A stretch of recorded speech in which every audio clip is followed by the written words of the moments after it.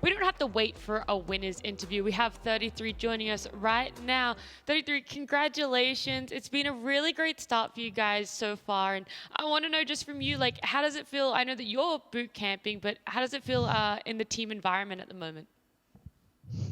Hello, first of all. No, everything feels great. We're happy. Some people got kind of a time off, some time to relax and reset a bit.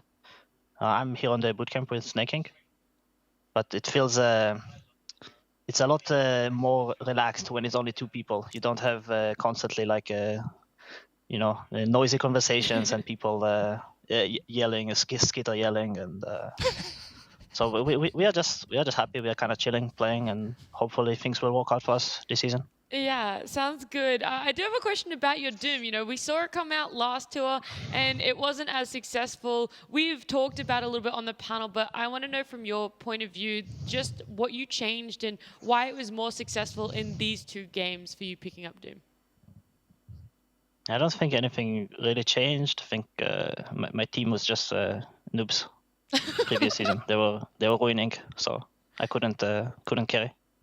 All right, so it's the rest of the team that changed. Nothing about you and your Doom. The team is always the problem. I was like playing perfectly, as always. I love it. We're on the same page. I love it. You know, it can't be anyone else's fault. What are your thoughts on the patch? Like, do you like the changes? Is there like what do you think is the most significant change in the previous patch other than Lina?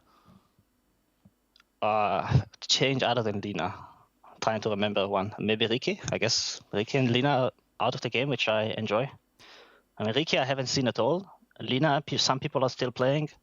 We'll see if it's still strong or not, but at least it's not in every single game, so that's nice. Other than that, I don't know. The patch wasn't really that big, so I don't feel much changed. It's nice to buy Meteor Hammer on some heroes, but you know the item is kind of a joke, so I'm not sure how good it actually is. I ended up buying it. Yeah, you bought it. But yeah. Do you think you're putting yourself in a different playstyle whenever you buy Meteor Hammer on the offlane? I think it's important you don't fall into this trap. Like, you cannot think too much about this item.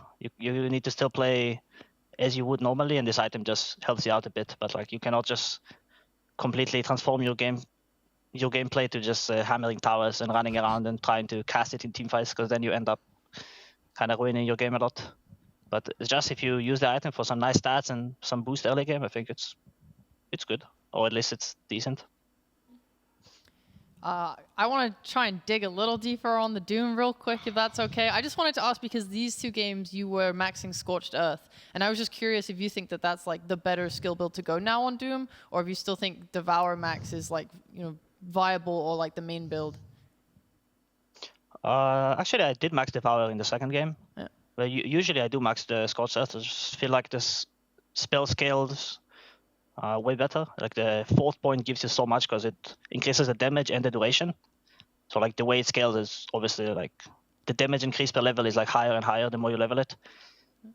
I usually max Devour only when the game is very passive, and I feel like I'm not really fighting against any heroes, and I'm already like either I'm already free farming everything I can farm, or I know that even with max Scorched Earth I won't be able to get much more farm.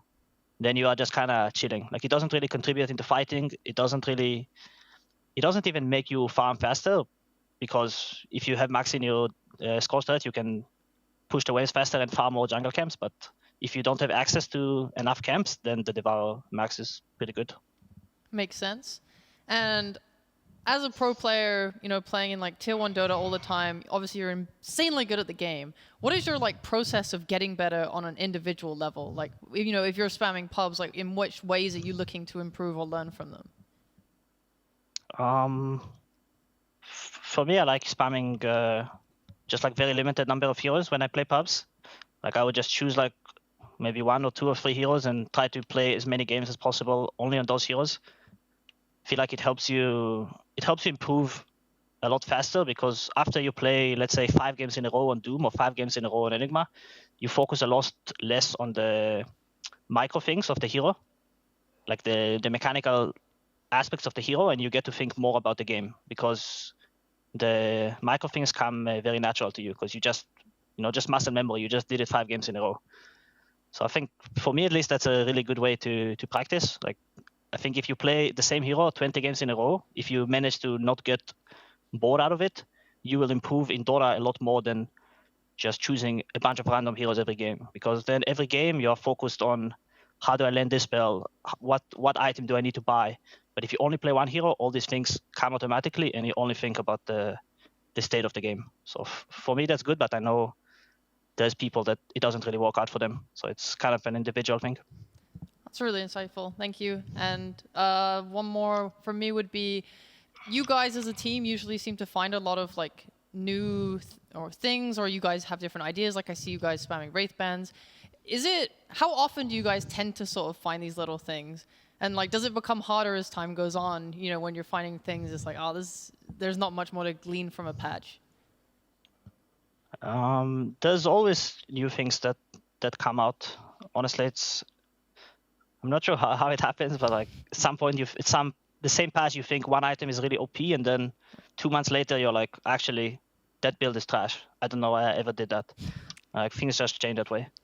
I think we are pretty good at finding out the stuff that at least we consider broken. But of course, it's not like we come up with everything, but we just watch people play, and then if something looks really good, we'll make sure to try and steal it and implement it in our game. Awesome. Thank you very much. I have one more question before we let you go, 33, is that I heard from Snay and I asked him, but I wanted to know for you personally or individually, what has been the biggest change or biggest improvement for you and the Tundra team between the major and now? Like, what makes the environment a little bit better from when you were in the major to now? Honestly, I'm not sure. I didn't really feel like our environment in the major was too bad. We just played bad. It's kind of hard to pinpoint why. I don't feel like much has changed for me, at least. And just we've only played 2 games. We can still go Division 2. It's not too late. Look, that's true, and I like the fact that you guys are still keeping your eyes forward to the next series that you have. Congratulations again, though. It's been a great week for you guys already, and we look forward to seeing you again. Yeah, thank you.